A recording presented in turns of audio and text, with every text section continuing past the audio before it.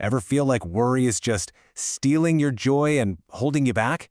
Like it's this constant background noise in your life? Well, you are definitely not alone. And that's what we're diving into today. We're breaking down Dale Carnegie's timeless system for finally conquering that anxiety.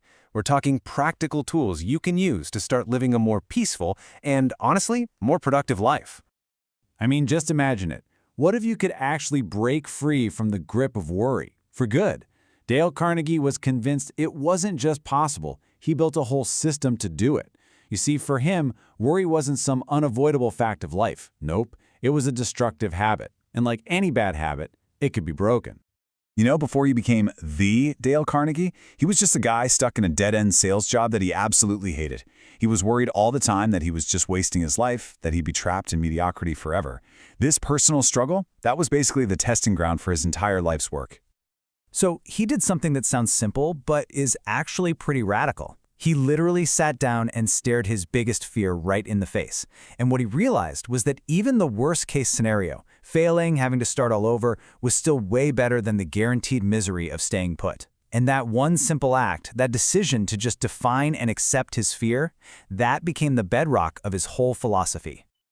Okay, so that huge personal breakthrough, it led Carnegie straight to his first major principle. Let's dive into that now. How to build a worry-proof mindset. And this isn't about pretending problems don't exist, it's about building a mental foundation that can handle them without letting anxiety just take over the whole show. Carnegie's first rule is to live in day-tight compartments. Think of it like this. You've got these giant iron doors. You slam one shut on yesterday, and you slam another one shut on tomorrow. Your only job is to live in that little space in between, just for today. Then, focus on one thing at a time, just like an hourglass lets only one grain of sand pass through. And sawing sawdust? It's a great metaphor, right? It means trying to recut wood that's already been cut. It's pointless. The past is done. And this quote from Montaigne just nails it. It's the idea that events themselves are basically neutral. It's our assessment of them, the story we tell ourselves about what happened. That's what really causes our suffering. To see just how powerful our minds are, Carnegie shares this incredible story about a young man who got a truly devastating diagnosis and was told he only had a few months to live. So, believing his life was pretty much over, he decided to travel the world. And as he saw real poverty, real suffering, his own problems started to seem, well, smaller. He stopped obsessing, his focus shifted from his own issues to the world around him, and something amazing happened.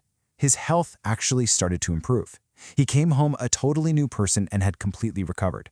Now, this isn't medical advice, of course, but it's a profound example of how shifting our mental focus can have a real impact on our well-being.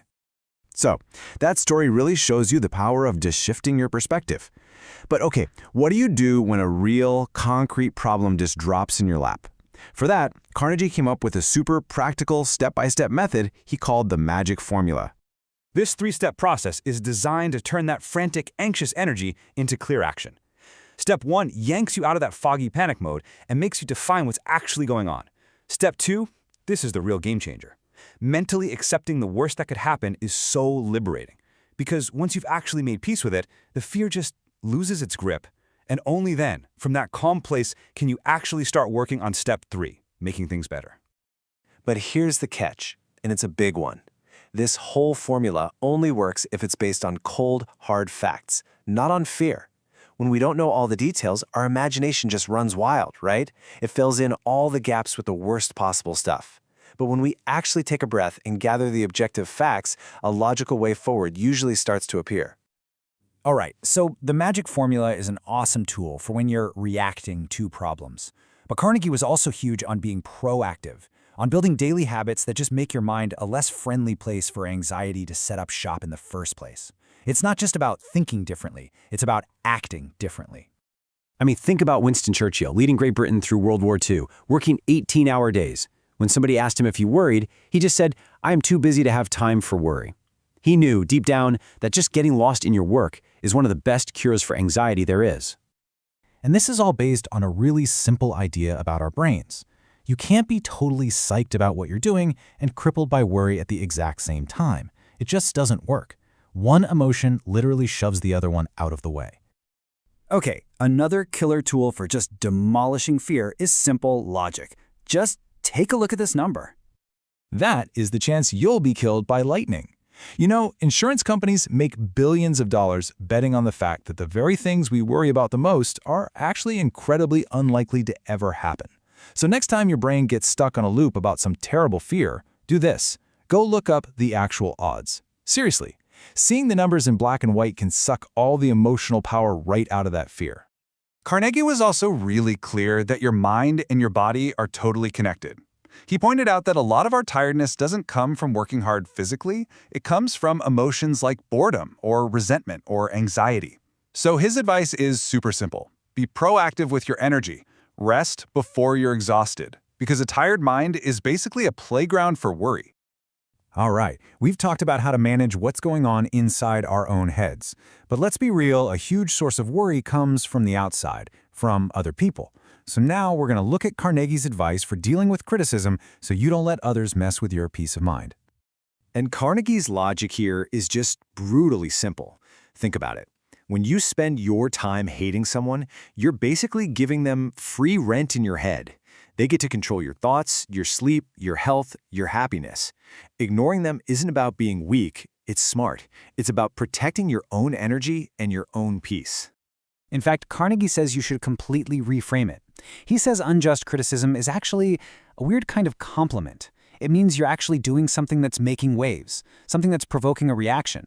I mean, nobody kicks a dead dog, right?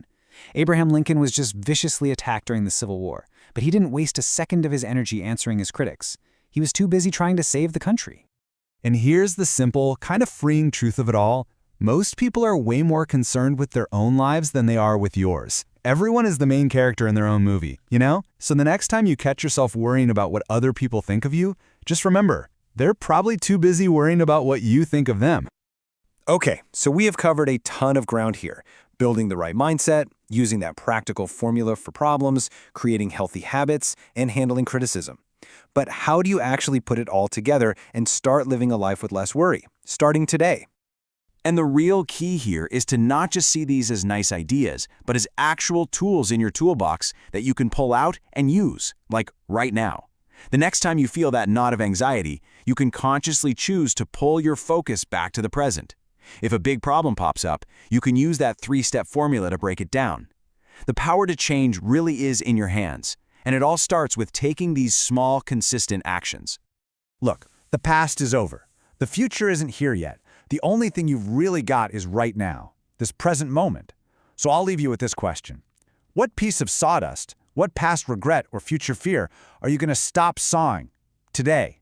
What are you going to let go of right now so you can start living?